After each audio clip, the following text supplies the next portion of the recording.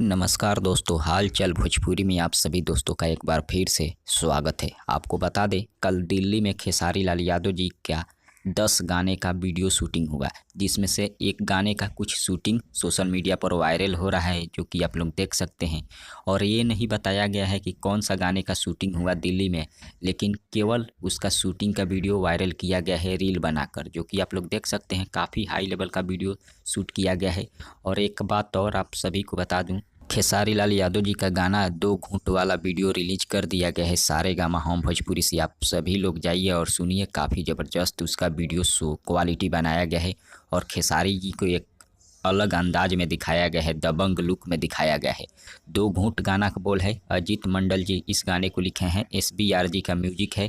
और काफ़ी ज़बरदस्त इसका वीडियो बनाया गया है। ज़रूर जाइए, सारेगामा हम भोजपुरी से रिलीज किया गया है, उस गाने को सुनिए और कमेंट के जरिए बताइए गाना कैसा लगा। फिलहाल इतना ही, मिलते हैं अगले वीडियो में।